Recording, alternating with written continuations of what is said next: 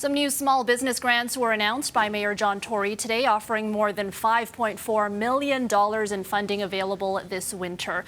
Some of that money is slated for those impacted by transit construction, but as Mark McAllister reports, there are questions about how long it will be available. We are anxious to support the small business and the jobs that result from those small business investments, and to make sure that the neighborhoods, those main streets that I referred to, remain healthy. Restaurants and retail stores, mom and pop shops, along with cafes, have all struggled in recent years. Much can be blamed on the pandemic, but some have been impacted by construction. Small businesses along Eglinton, for example, have had to deal with the never-ending crosstown transit project. Some help has been offered up there since 2019 in the form of funding for local BIAs.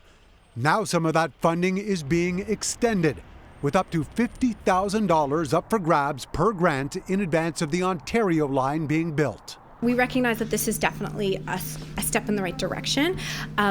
We don't know what the longevity of this program is at this point. So they're offering up to $50,000 per year. Is the funding only available for 2023? We don't know 2024 onwards, because this is a long-term project. Construction on the Ontario line is expected over at least the next decade, leaving businesses worried about the future as a result of the disruption they know will take place. The city is only allocating money as part of its 2023 budget right now.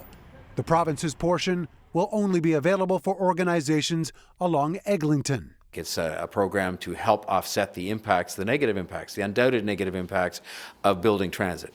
The good news is we're building transit. The more difficult challenge sometimes is that we're building that transit in a way that inevitably disrupts the affairs of smaller businesses and others. And so this is a program to help take account of that. It was a commitment made by the province's transportation minister when groundbreaking for the Ontario line took place in March of last year.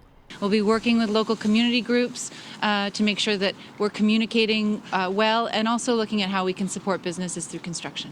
That support will not come in the form of money directly into the pockets of small business owners, but support organizations to draw people in and build up that customer base, just as the impact of building that new transit starts to become a reality. These grants aren't giving money to direct business owners, but it's to highlight the neighborhood, draw visibility to the neighborhood, hopefully draw more customers for a period of time to the neighborhood, and explore and celebrate the neighborhood.